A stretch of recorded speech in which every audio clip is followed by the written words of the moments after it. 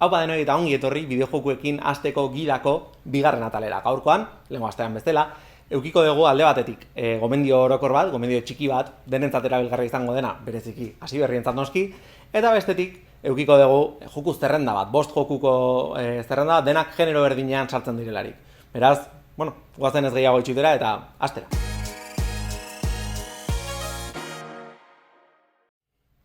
Eta aste honetarako gomendioan ikuste dut puristekin pixka bat polemikoa izan daitekela, baina da joku zarrekin kontu handia edukitzeko.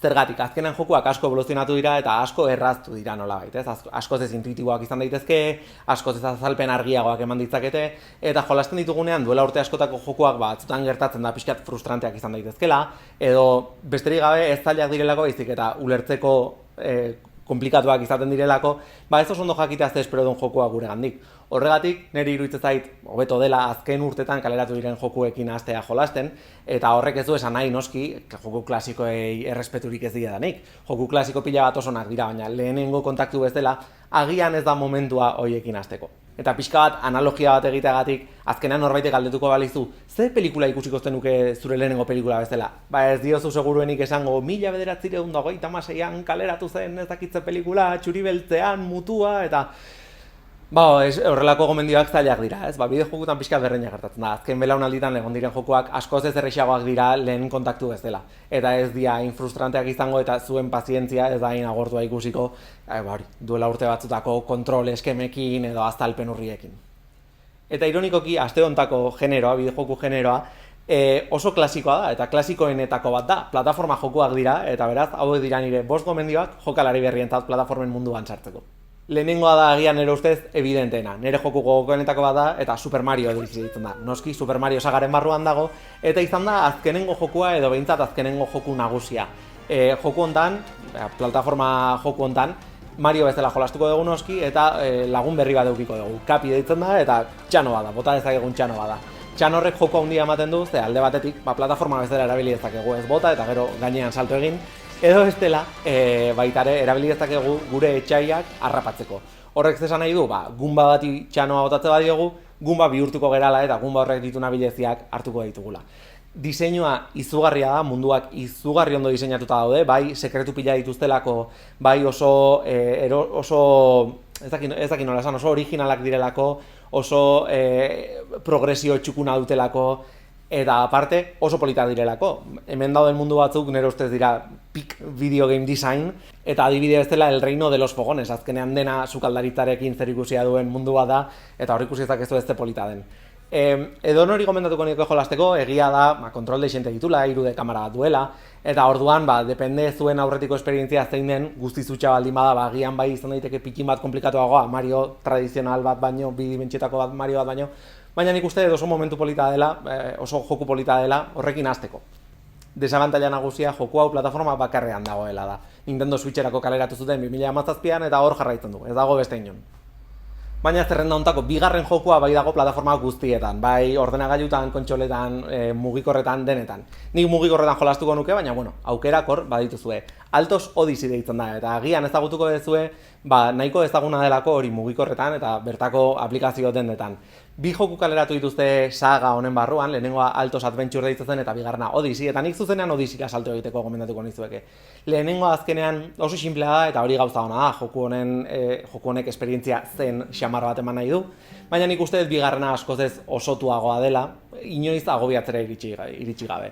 Joku hau Endless Runner deitzen den motakoa da, horrek ze esan nahi du, azkenean mundua automatikoki sortzen dela eta ez dela inoiz bukatzen, orduan guk aurrera egin ahala, nahi bezain beste nivel egongo da, guk kale egiten dugun arte eta berriz hasieratik hasi beharko dugun arte. Oso joku polita da, oso kontrol sinpleak ditu, azkenean hasieran behintzat, pantalla behin ikutzearekin egiten da salto eta ez duzu askoz ez gehiago behar, eta pixkanaka erosotasun gehiago eukiala, lortzen dira trukoak egiteko aukerak eta badituzu hainbat konbo egiteko aukera bat bestearen atzetik eginda, hainbeste puntu lortzeko. Esan bezala, plataforma guztietan dago eskuragarri, oso merkeak dira eta oso politak dira.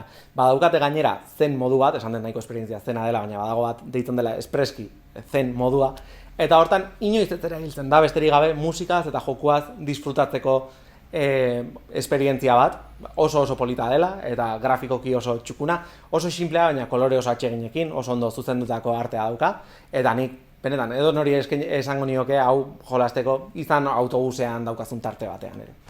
Beste behin, hirugarren jokua plataforma guztitan dago eta Nomada Studioren Gris da.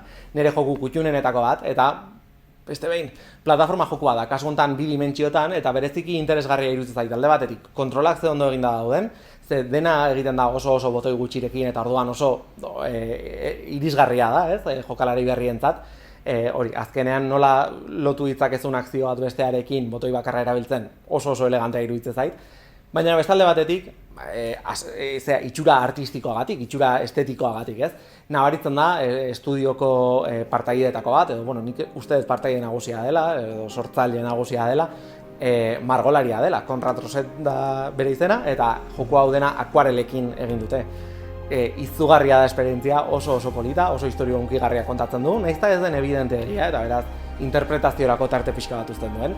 Neri asko gustatu zitzaidan bere momentuan, eta jolastu dut beste hainbat aldiz, ez? Hasieran PC-en erosi nun, gero Switcherako ateratzen edizio berezi bat fisikoan, eta hori hartu nun arte liburua daukat, viniloan ere txirabidean dago hitz egiten ari garen momentu honetan, eta beste hainbat. Orduan, benetan, oso joku polita da, eta prestatu, ze jolastu, eta datorren urtean aterako den Neba jokua, estudiaren 2. jokurako prest egongo zera. Eta zuen baimenarekin berriro Switcherako esklusiba diren joku batera bueltatuko naiz, eta hori da Captain Toad. Captain Toad da izugarri joku polita, azkenean plataforma joku oso berezi bada ezin dezulako salto egin, ze normalean plataforma joku guztien funtsa izaten da saltoa, eta kasu honetan ez, kasu honetan dena lurretik ibiltzen lortzen da, eta oso joku polita, azkenean nibelak dira diorama txiki batzuk, eta horrek esan nahi du dena oso mugatua dela, eta oso ondo neurtua daudela distantzia guztiak, etxe guztiak nun dauden, oso polita da. Eta gainera oso kontrol sinplea ditu, esan bezala, ez dauka ez da salto botei bat, izugarria. Bisualki oso polita da, eta gainera ideia oso original bat dauka, nivel bakoitzan badagoela sekretutxo bat. Badago atazta ekstra bat, zuk topatu dezakezuna, ez? Eta agian, okurrituko zaizu izan daitekela, lortu egun txampon, eta orduan zuk lehenengo aldiz jolasten dezunetik saiatzen zera egun txampon horiek lortzen. Baina ez balin badezu topatzen, zein zan nivel hortako sekretua, pantaila hori bukatzen dezunean esaten dizu. Begira, sekretua zan lortzea ezakitzer. Eta orduan, zuretzat helburu bezala jarri ezakezu, berriz egingo den nivel hau eta oraingoan sekretua lortuko dut. Eta oso modu sinplea da, nolabait eduki gehiago sartzeko eta aukera gehiago emateko jokalariei, baina oso elegantea iruditzen zait, eta hasieratik abrumatzen zaitun lista bat, egin behar dituzu gauza guzti hauek, zuk egin ditzakezu zure nivelak, eta gero, behin egin dituztunean lasai asko, ikusi helburu ekstra horiek zeintzu ziren, guztia esploratu nahi baldin badezu. Esan bezala, Nintendo Switcherako bakarri dago eskuragarri, baina behintzat ez da prezio osoan ateratzen horietako bat, eta beraz, nahiko merke lortu daiteke. DLC bat ere badauka, nivel gehiagorekin, DLC bat azkenean da espansio bat, agian hasi berrientzat azaldu beharko litzatekin kontzeptua dela, zenbat sigla erabiltzen ditugun. Baina oso merkea da baita ere, ustez, 5 eurotan edo horrelako zerbait atera zela, eta beraz nik gomendatuko nizuke hartzeko bai jokua eta bai DLC-a, edo behintzat probatzeko jokua erabaki aurretik bestea erosu nahi ezuen. Baina probatu beharreko horietako bat da. Eta bukatzeko, aurreko asteko kategoriarekin sinergia txiki bat lortuko dugu hemen, ze aurreko astean puzzlei buruz aritu ginen, eta horrengoan Fezi buruz hitz egingo dizuet. Gure zerrendako azkenengo jokua Fez da, eta plataformak eta puzzleak nahasten ditu.